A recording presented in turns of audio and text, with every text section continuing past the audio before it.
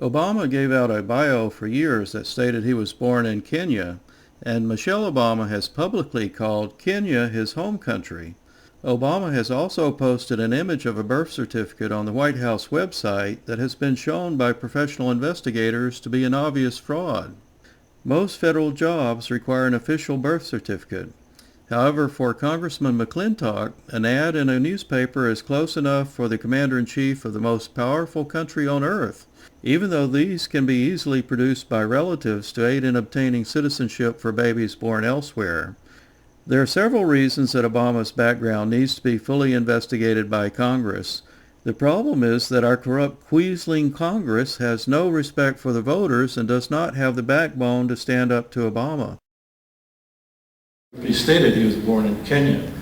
What I'd like to know is if, in fact, he was born in Kenya, what, if anything, you, the Republicans, plan to do about it? One of the great things about being in Congress is we've got the Library of Congress literally across the street, the greatest library in the history of human civilization. I took office 17 days before the inauguration. Pardon me, come on. I'm about to tell you, madam, and you know, we try to be courteous in these meetings. I was flooded by that very question. So I asked a couple of our staff members to go across the street to the Library of Congress. And I said, I want you to look at the actual, I don't want to see internet stuff, I want to see the actual newspapers. I want you to go and look at the newspapers in Honolulu the week that he was born and see if you can find any evidence of his birth. They came back with not one, but two birth announcements published in the Honolulu newspapers the week that Barack Obama was born. I am absolutely convinced he was born in Honolulu, Hawaii, when he says he was. If he wasn't, if he was so brilliant that in the week that he was born, he knew he was going to become president of the United States, or was going to run for president, had to prove his authenticity, and therefore had two birth announcements placed in the Honolulu newspapers that week, then we need to cut him some slack because he is the Messiah.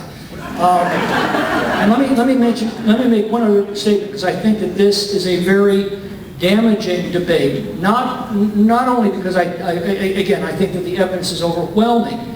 He is constitutionally qualified to be the president and was overwhelmingly elected by the American people to be the president.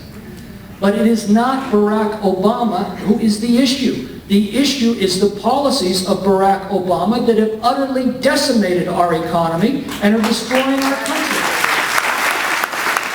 And every time we go off on these rabbit trails, and again, I respect what you're saying because I've heard it so many times from so many different people, but we looked at it, and it's just not true, and worse than that, it takes the debate away from what we, the American people, ought to be discussing, and that is the policies that he stands for.